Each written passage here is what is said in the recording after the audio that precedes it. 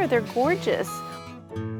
I got a kayak and I was like, oh my God, look at this. This is amazing. But some days are better than others. If you're out here on a hot July day, it might be so green that you wouldn't want to go into the water. A lot of people come up to me and say, well, when I was a kid, this is where we swam. Everybody was out there. Over time, things got worse, and so they stopped doing it, and they feel sad about that. I want my kids to be able to use these lakes. Scientist Paul Hansen wants the same and has devoted his life to learning about lakes. He's in the perfect place to do it. UW-Madison is the first university in the country to devote research to lake science. We have the Center for Limnology right on the edge of the water. We can hop in a boat and drive right out onto the lake and do the kind of research that we like to do. People care about how well the fishery is doing. They want to know what the weather's like on the lake. It's safe, to get into the water and use the water.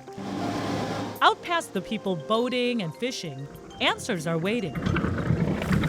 The buoy, which is moored out in the middle of the lake, has a suite of sensors that measures the system every minute and transmits it back to us. When does the lake get really green? When is the lake clear?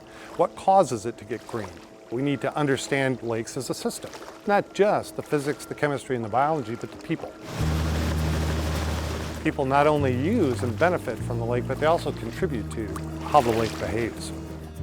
30% of the phosphorus that goes to the lakes actually comes from the urban community. Your dog might have an accident, there's geese on the beach, if you're putting pesticides on your lawn, all that type of stuff goes directly into a lake. We really need to understand how the decisions that we make affect that water quality. We actually work on making the lakes cleaner. That's the mission for the Clean Lakes Alliance, a group devoted to improving water quality. They educate the community as the first step to real change. So they asked us, can you take the scientific information that you're collecting and can we repackage that information in a way that the public can understand? What I want to do is make that bridge to let people know what type of research is going on. I think it may be able to help them to make decisions about how they might use the lakes in Madison. Hansen and his team worked with Clean Lakes Alliance to launch a website showing current water quality conditions on Madison's lakes. Lakeforecast.org is a way for somebody to figure out what beaches are open, which ones have good water quality, what's the temperature of the lake. So you have some sense of, well, what are the conditions going to be like if we decide to go for a picnic or a swim or go water skiing or sailing. It's good to know how clear the water is. We're making the connection that research is important. We have an obligation to take the information that we collect and use it for public good. It's part of the Wisconsin idea. Research for the website isn't just done by scientists. Anyone who cares about the lakes can help study them. We've got citizen monitors. I come out once a week and I do some tests to see how clear the water is, and I record temperature of the water in the air. Then the citizen monitor is going to go back and he or she's going to tell their family.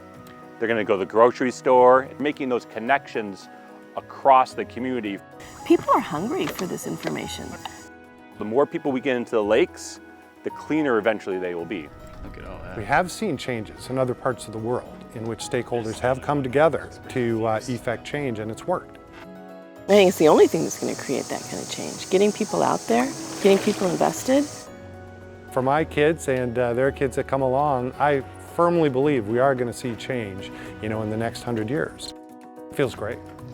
Wonderful, actually. Yeah.